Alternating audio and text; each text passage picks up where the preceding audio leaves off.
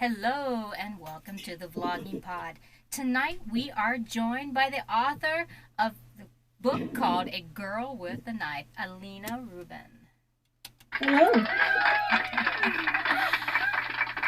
Welcome to the room. How are you this evening? I'm excited. Wonderful. I'm excited to have you. So let's start right off. And I want to visit your past just a little bit if we can. Um, Okay. you immigrated from Ukraine, yes, in Yes, 1991, and you grew up here in the States, and you went off to study IT, right? correct. Okay, so tell us a little bit about being an IT analyst. How does that work out for you? Oh, it's a pretty good job. So I went to college in 1999. At the time, having a website was a big deal at the time, and so I was studying web design and programming, and that was pretty exciting. And I knew that with that kind of degree, I will get a good job, and so that's what I did, and it worked out well. I spent 20 years now in IT, all in the same company at in Exelon, which is a big Chicago area employer, and it definitely is a good job, for somebody who is technical. Very very little to do with creative writing though, but I do actually a lot of writing for my job, which is very technical writing. Right. Well, that still keeps you in the writing mode. Um, so when COVID hit, like everybody else, you were on lockdown, right? Yes, I was working from home. Yes, completely it changed. Like I no longer had to commute, but I would watch a lot more TV, and suddenly I had time for it. And uh, I guess historical fiction is what suddenly drew me like to watch different historical fiction series. Ah, so that's when you really started to get into the writing process, when you were under the restrictions and you were home a lot. So tell me how exactly that came about when you decided to dive deeper into writing. So it was actually kind of strange because I've never really thought of myself as being a writer. The only creative writing that I did between eighth grade and pandemic was like I would write these letters to my daughter about how she's doing, what I'm learning from her, what I saw her learn, kind of this kind of a project I'm doing to give her when she's 16. That's really all I did, and I never really even imagined myself writing much until like one day, as I was watching this TV and historical fiction series, it just ideas were planning in my head, and they were like keeping me up at night. Now I was not even thinking of them as a book. I was just kind of watching them like a movie in my head. And then, one morning I just kind of woke up and like with this crazy excitement, and suddenly I was like, I'm supposed to be writing a book. I don't know, just something in the universe just kind of told me, oh, that this is happening, and and I just kind of went to my computer and just started writing. And I didn't know anything about like writing a book or writing historical fiction, a novel. I just started writing, and just things kind of kept happening. Well, that's It awesome. just kind of kept flowing. I find that awesome because an idea really sticks and you find that you can't let it go until you actually put pen to paper. I fully understand what you're talking about. So tell me exactly why you chose 19th century England. Why that time period for a girl with a knife?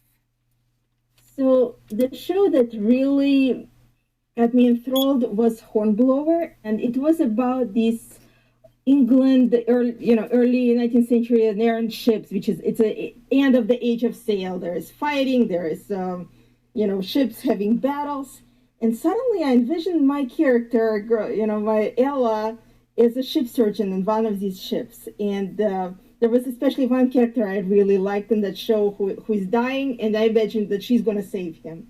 And that's kind of how I started writing about her. She was already in my story a ship surgeon, and she's saving all these people. I'm writing all these adventures about her. And when I wrote the full manuscript, the novel. I showed it to my friends. They were like surprised, but they said that's kind of interesting. Usually in these kind of sea adventures, you never see a strong female character. But then I showed it to, I started finding out who I need to show this to, and I've showed it to an editor and to beta readers. And the response was a little different. They were more critical, like, how did she even become a doctor? What is her story? And they said something like, oh, a doctor gave her like a recommendation letter so she can go to medical school. And they were like, that would never work. Not at the time where women could not be even allowed into university. Right. And that's kind of when I got an idea. At first, I was kind of, all my bubbles kind of burst. I was like, oh my God, no, nobody's going to read this book. I cannot work with this.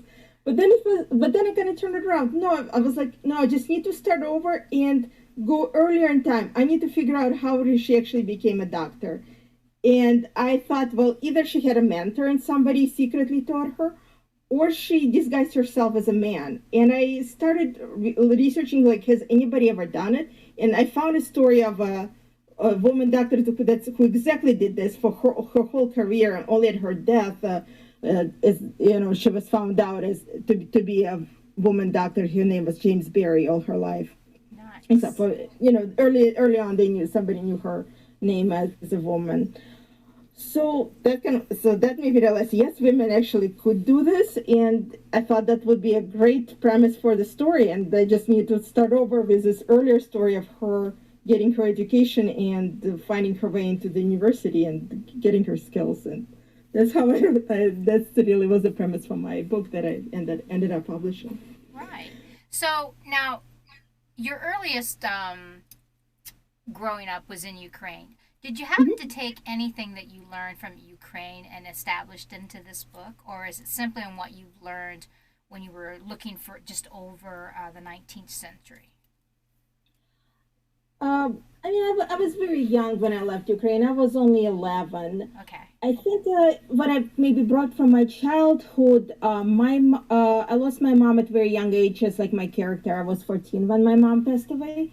So I think that kind of trauma that helped me step into my character's shoes. Even though it's England where I've never been and it's 19th century, which I just wanted because I think I like historical fiction. It takes me away, helps me escape. But to kind of put yourself in the situation and kind of knowing, like, okay, what it would be like, to lose a mother at that age, which I knew, and what was it like to have friends who are not really your friends, who don't understand you. I knew all about that too. I could relate to her like that, and it was just putting this conversation, not talking like a modern teenager, but how two young women would talk in 19th century as they doing whatever was interesting at the time, like embroidery or whatever. Right. They had to worry about. Well, they let me know if this is too personal of a question, but when you said you write to your daughter, is it because of losing your mother at a young age? Did that start you to want to write to your daughter now while she's young, and something you can give her as she gets older? It's possible. Like, one gift that I really treasure from my mother is my, like, picture album and her notes about how I was as a baby. Right. Because that was, I mean, not only its pictures and anything, it was kind of a guide for me to figure out how fast, when my daughter was a baby, like, is this normal that she's still, 8 months, her teeth did not grow yet? Or is this normal that she's not walking yet? Because then I could see, oh, I didn't walk till I was a year old. It kind of helped me compare and figure out those things that I could not ask her anymore. But it's also just kind of a connection. It's something I heard that people do, that writing to your child, and I just found it's a beautiful idea. And maybe I do have some fears, what if something happens to me? But, no matter what, I think it's, something for her to give, and, something I could, I made for her. Like, I don't draw, I don't, make some kind of models or some kind of art, but I can write for her. That's my art for her. Well, I actually think it's awesome. I really do. Something that maybe I wish I would have done myself. So let's dive a little bit deeper into A Girl with a Knife. Let's talk Sure. about Ella Parker, your main character. Mm-hmm.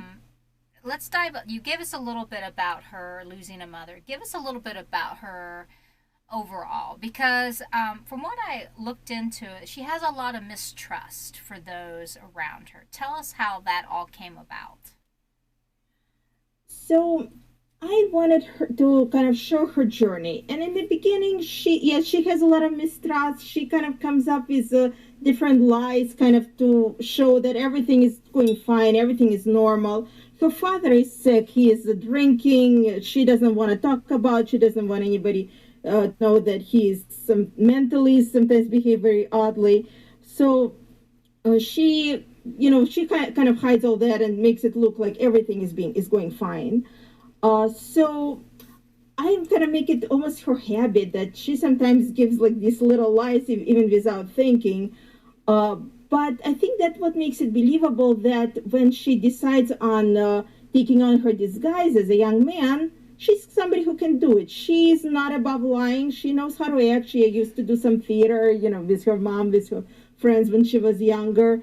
Uh, so it works for her. She's not so crystal clear that she cannot pull off such a disguise, and she's doing, it's kind of living a lie, and she realizes it's kind of hard. If anytime she speaks, she needs to change her voice. When she walks, she needs to walk like a young man, and it's not easy, especially as she's getting older and older and her body is changing. Yeah. So she's kind of living this lie, and it's catching up to her. She's getting really nervous, and also she's very lonely. She spends as little time with other young men in the university as she can. She only, she goes to class and then she comes back to her room to study as much as she can, so she doesn't get involved in any parties or celebrations or anything else that may be going on.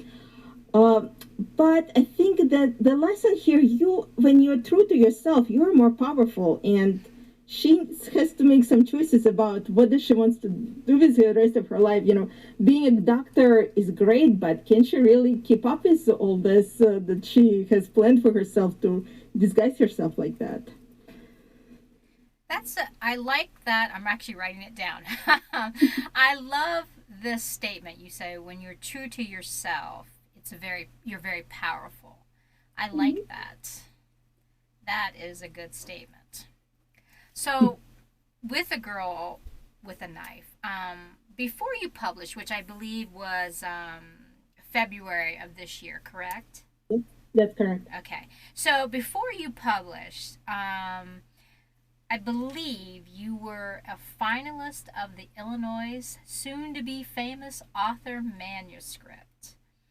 And so tell us, how did you find yourself entering that? And tell us about the process that went along with that, and what was your response when you found out you were a finalist? So one day I went to the library with my daughter, and a very helpful librarian was helping her with getting books. And I thought maybe I'll just go and have it and ask her what is it like to get my book into the library. I didn't have anything published yet. It was not even with an editor yet. It was pretty early it was like, but it was finished. It was maybe second round of my own editing done. So I asked her, and she told me about this contest. She said, you'll probably have to bring in your book. We'll see if we're going to review it. But it's nice to get yourself into contests like that, because then other libraries will see you. So she gave me the website information, and the day I went home, kind of reread my manuscript just one more time, and I sent it in. It was pretty easy process. And then I just kind of waited, but I started working with the editor, and but I was kind of wondering, well, what's going to happen with this contest? And then one day I came to the website, and whoa, there's my name there. Yeah. Well, that's nice. And so your book automatically, once it got published, was entered into the library, so you can find it in the library now? It is in my local libraries. It was not automatic. I had to remind them that, hey, I'm in this contest and I'm actually representing your library. But yes, they took they took that my book, and also soon afterwards, four or five more libraries in the area also took my book. Nice. And I really enjoy kind of knowing that I have my book in the libraries. A couple times I went in and took pictures with it. Nice. So I'm assuming that you are an indie author. Am I correct? Yes. Okay. Correct. All right. So how did you find the process of your first book being an indie author? Did you find it hard to master? Was it easier? Did you have mentors pushing you along in the right way? I used a lot of Facebook groups for writers, asking questions and asking what should I be doing. And eventually, that's how I found my editor. I found the advice for who to hire as a cover artist, and basically that's where I found all the information, as well as some free books about how to publish. So there's a lot of free information out there about indie publishing, and also just talk to authors, some traditionally published, some people who left traditional publishing and went into indie authors, and some who've been always indie authors.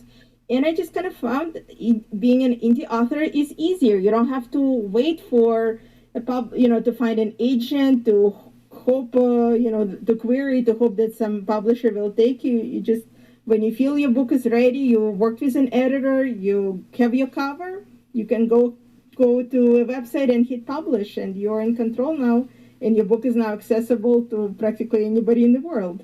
That it is. I found it very empowering and exciting. Nice. Yes, it is, to push that button. But then comes the trepidation and the fear. Oh my gosh, will they like my book?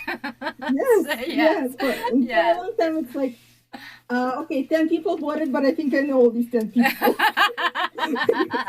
But now it's been 4 months. I'm pretty sure that whoever is buying my books now are people that I never met before. So Nice. everybody who I know, they already got the book. So I know. I'm complete strangers, and I am getting reviews, and it's so exciting. People are writing for me how they like it. I know, it's always surprising to me, because I don't really advertise my work anymore, but it's always surprising to me when someone buys my book and I'll sell in Japan or another country, and I'm always like, oh my gosh. So it's very exciting. I understand that feeling, most definitely. So since Girl with a Knife is the first in the series, and that series, let's see, I wrote it down here. Go ahead and give me the series name. I wrote it down, but I'm not finding it quick enough. Hearts and Sales. Hearts and Sales. Okay, thank you very much. I wrote it down, but I'm not finding it where I wrote it. This is the problem of reading my own handwriting.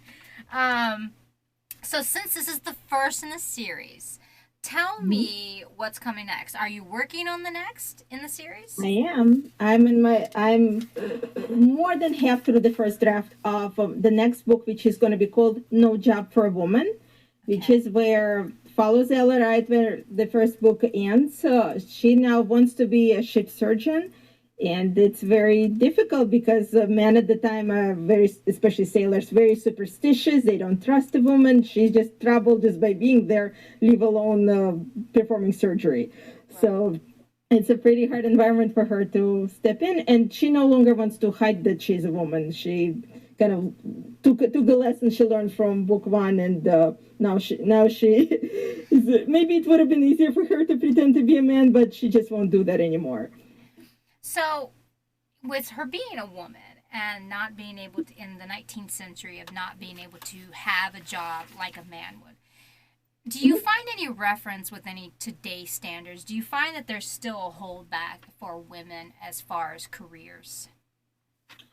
I do. In fact, I had some women in medicine talk to me. They said, even now, yes, we can go to medical school or to nursing school, but there's still such a double standard that a male doctor is regarded usually more highly than a female doctor, especially in surgery. I recently looked at some statistics about women surgeons. Only as OBGYN, there is a kind of a 50-50 or maybe even a little more women surgeons. Practically in every other type of surgery, women surgeons are a very small percentage. Oh, jeez. That's very interesting. You wouldn't think so in today's standards, but as we know about our times, this seems to keep changing day to day.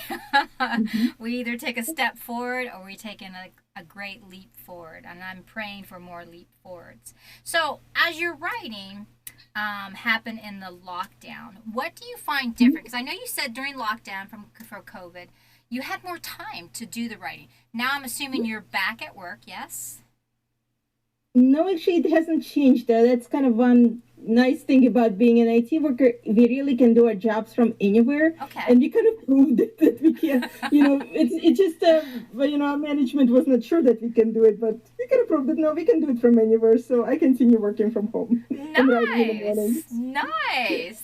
So you really took on that perk. So it's really helped you as far as the writing. Yes. Wonderful.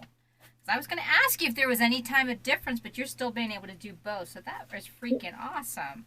Mhm. Um, so from being from what you've learned when you first started publishing and you're working on your second book, tell me what you would do different as being an indie from going from publishing your first to now. What would you do different with the second?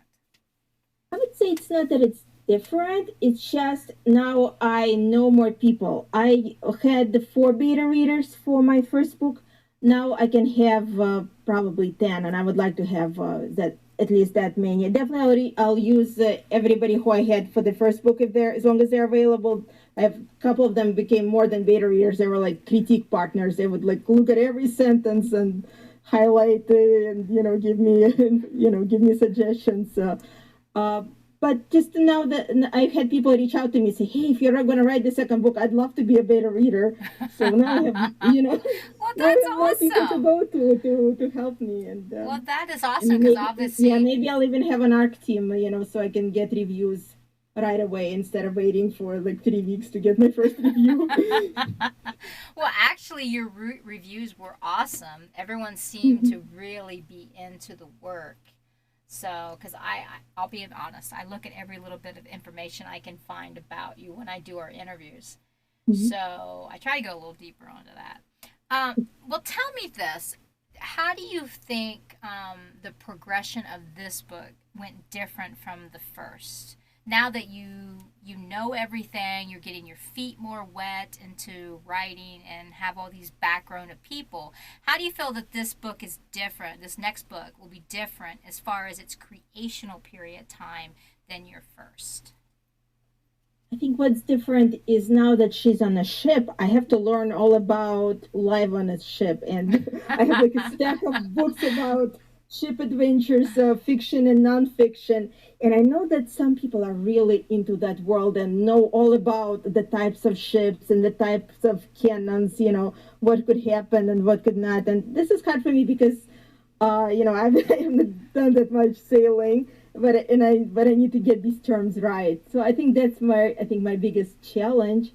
But as far as writing, I have taken writing classes as I was writing in Girl with a Knife, so I'm kind of keep using that knowledge. I think maybe another challenge is now it's like I'm balancing writing and marketing for my first book. So I wear different hats, and I'm not just writing and thinking about what my character is doing. I have to spend some time marketing my first book and reaching out and posting about it. And it's very exciting. It's doing such something like this, like the podcast. That's great, but it's also how much time do I have for everything besides my job and my family and all the Yes. research that I need to do. So Right.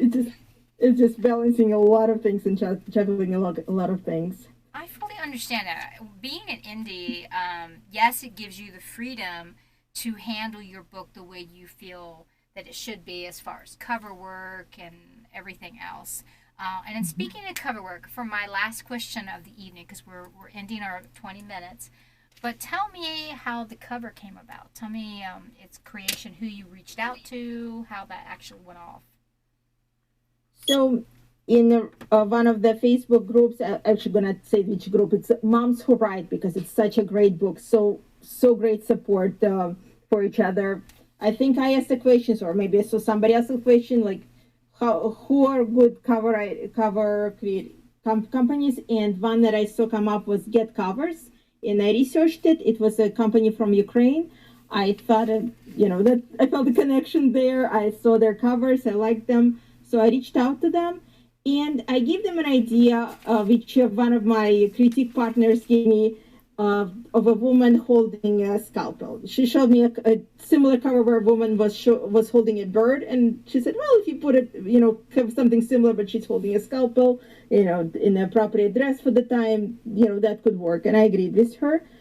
And what they sent back was like this kind of gray cover of this nurse with like blood on her apron and holding an. I mean, it was like for a horror story. I was like, oh no, that's not gonna work. So we worked on the dress for quite a bit. Got something that I thought looked nice, and I started showing it to clubs to readers. Oh, did we lose. There you go. Yeah, they couldn't read the writing or something like that. And also they said, oh, it's kind of nice. It's kind of like the called the midwife show. And I was like, oh no, that's the wrong time period. So they really had to figure out what the speaks of 19th century, and people can read the writing well, and that's kind of how we came up as a cover. So probably it was 7 times back and forth till we got it right. Well, for all our listeners, since they're not able to see the cover right here, it has a very 19th century wardrobe look to your lady in charge there. And it's Heart and Sales, Book One, A Girl with a Knife. And this is again by Alina Rubin. Please go check it out. Alina, you have been delightful. Thank you so much for being on my program tonight. And I want to thank our listeners once again. I truly enjoy that you guys come in. It is awesome. So, thank you so much. Until next time, everyone. Bye bye for now.